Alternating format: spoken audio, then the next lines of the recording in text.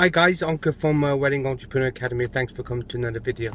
I wanted to get something across to you really quickly. I was just driving. I was just thinking about a meeting that I had with my events team at my hotel. In my last week's video, I talked about our wedding fair, where I showed you I was at the back of the hall about what is the ultimate goal and purpose of what you're doing, the wedding fair. Not a wedding fair, but in a sense that what is the ultimate goal of your sales and marketing? What is the one outcome that you need, and everything else is in between. If you're not sure what I was talking about, click the link and then come back to this video, whatever how you want to do it. Anyway, I had a meeting with the events team the other day, and we were going over some numbers. Now remember, again, I always talk about whatever actions that you do, you have to track what you're doing in order to what's working. You can't do something and then completely dismiss it and say, if you didn't get the results that you want, you have to stop back and say, well, why didn't it happen, what went wrong, and where was the problem? Do you know what I mean? So if you're doing a Facebook ad campaign and you say, well, was it the ad, or was it the offer that I was doing, or was it the people I was targeting? If you're doing a direct mail piece, was it the letter, or did you split test it?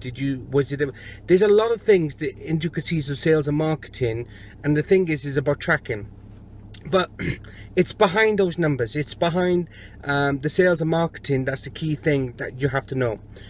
We have a CRM, a customer relationship management, a database of all the people who come and inquire with us. I've got a really sophisticated system, and I spend pretty good money on it.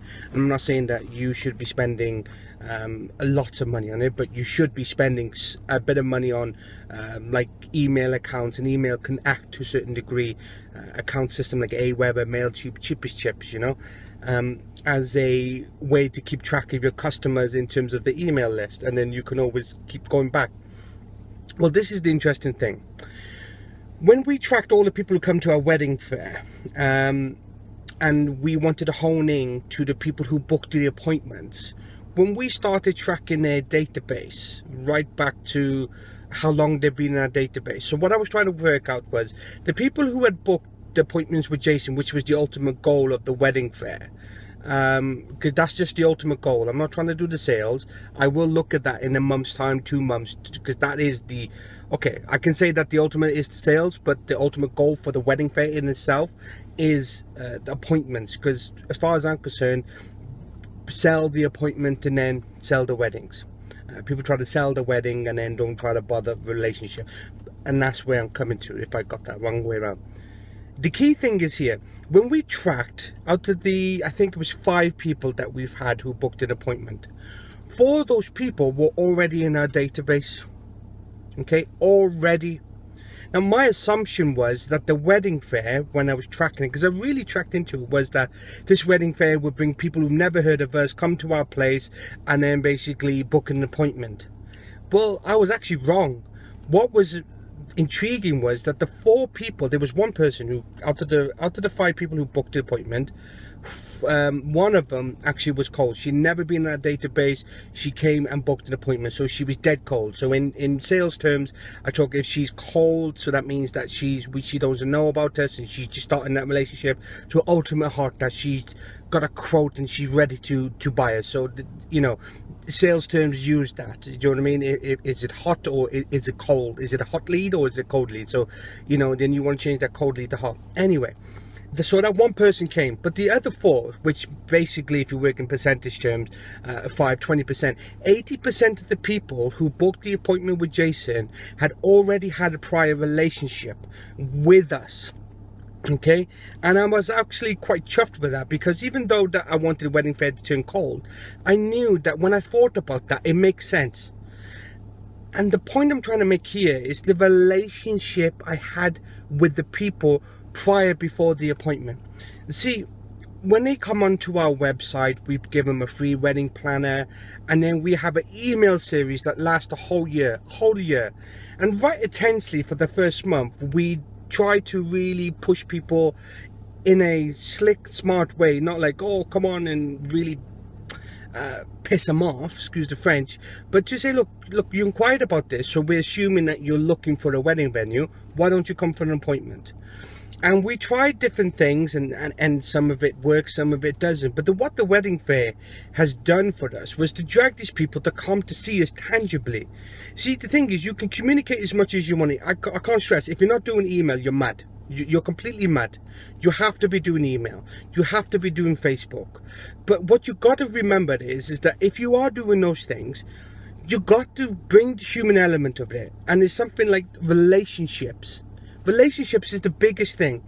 See, by the time people have come, I write the emails for Jason, for the events manager. He's not techie savvy like I am. And I write it for him. I write it the way I want to write it, but if it's coming for him. And what was intriguing is Jason said that those people they'd say, oh, hi, Jason. He didn't know who he was, don't get me wrong. Because he didn't know, because we're sending the masses of people, hundreds of peoples and stuff like that to come. But what happened is that because he sent for him, they felt there was a bit of a relationship. Now, obviously, Jason knows that the situation's going to happen. So he goes, oh, yeah, sorry, I've obviously got a lot of emails, but it's really nice to meet you in person. Because they had met him, then he got the appointment. See, we were trying to do everything to get him for our female, get him out their house, and come to our venue.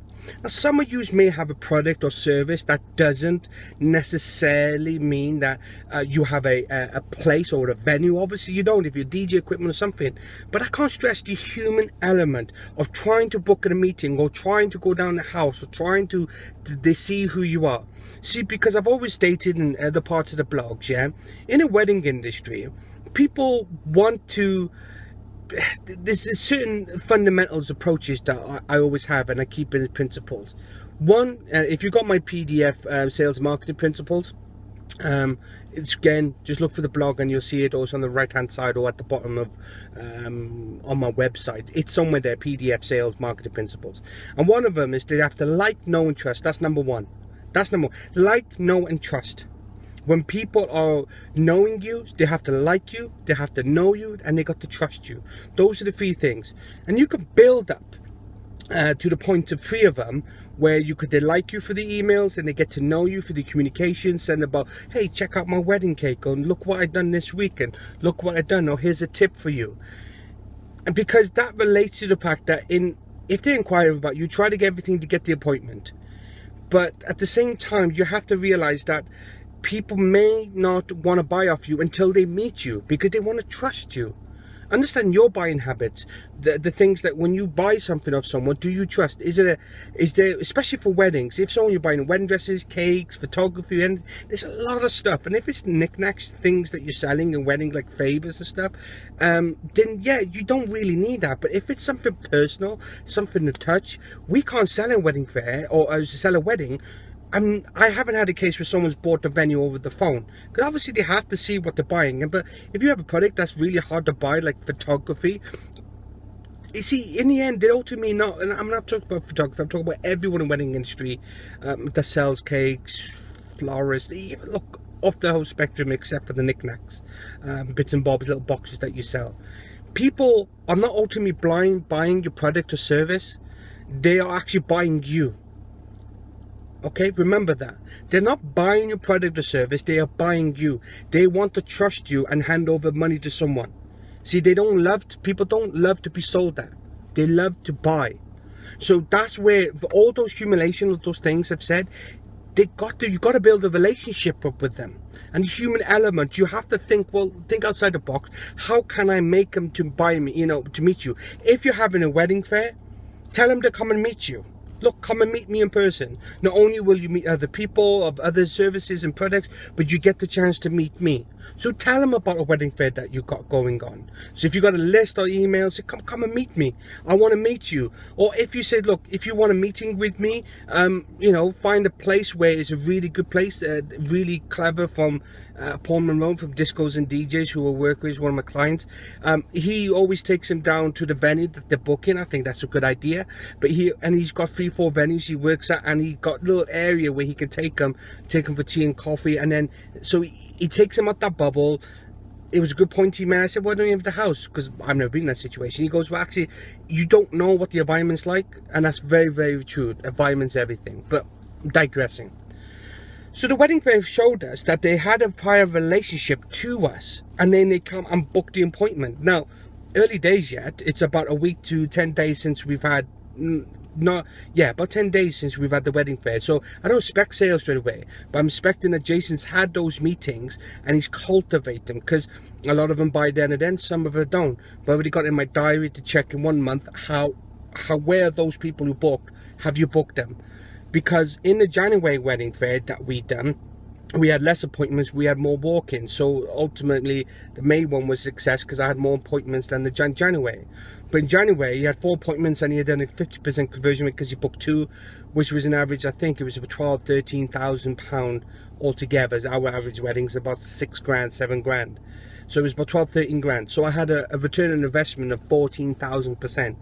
But all I wanted to do was, because we booked those little things, was to get them in the venue. My venue was just over there. I'm just parking up and getting this idea across to you.